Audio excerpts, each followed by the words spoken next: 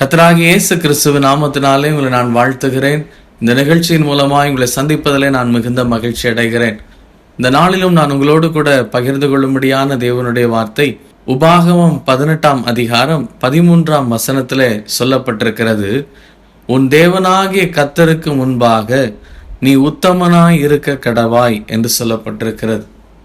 எனக்கு அருமையான தேவ ஜனமே, நம்முடைய வாழ்க்கையில நாம் சுய நீதியிலே நடந்து கொண்டிருக்கிறோம். நான் செய்கிறதெல்லாம் சரி, நான் நினைக்கிறதெல்லாம் சரி, நான் பேசுகிறதெல்லாம் சரி என்று சொல்லி நம்மை நாமே திருப்திப்படுத்தி கொண்டு நடந்து கொண்டிருக்கிறோம்.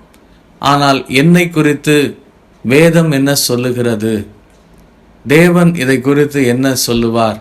தேவனுடைய நீதி என்ன? தேவனுடைய நியாயம் என்ன என்று சொல்லக்கூடிய காரியத்தை நாம் ஆராய்ந்து அறிகிறது ரொம்ப அவசியமான ஒரு காரியம்.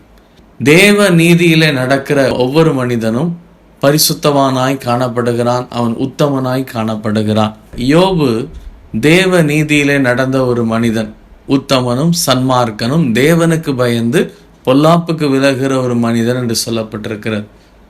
அப்ப நம்முடைய வாழ்க்கையில நான் தேவ நீதியிலே நடக்கிறேனா, சுய நீதியிலே நடக்கிறேனா என்று சொல்லக்கூடிய காரியத்தை நாம் ஆராய்ந்து பார்த்து நம்முடைய மனதும் மாம்சம் விரும்பின வழிகளிலே நடக்காதபடிக்கு கர்த்தர் விரும்புகிற வழியிலே நடக்க ஒப்பு கொடுப்போம்.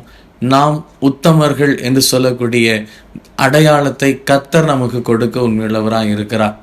எங்களை அதிகமாய் நேசிக்கிற அன்பின் பரலோக பிதாவே, உம்முடைய குமாரனாகிய இயேசு கிறிஸ்துவின் நாமத்தினாலே இந்த நாளிலும் நீர் எங்களுக்கு உணர்த்தி சொன்ன உடைய வார்த்தைக்காய் நன்றியோடு உம்மை ஸ்தோத்திரிக்கிறோம். அப்பா, நாங்கள் உமக்கு முன்பாக உத்தமர்களாய் நடக்க வேண்டும் என்று சொன்னால் இந்த வேதம் கற்றுக் கொடுக்கக்கூடிய தேவ நீதியிலே நடக்கும் போதுதான் நாங்கள் உத்தமர்கள் என்று சொல்லக்கூடிய காரியத்தை நீர் கற்றுக் கொடுத்த கிருபைக்காக உமக்கு ஸ்தோத்திரம் ஆண்டவரே.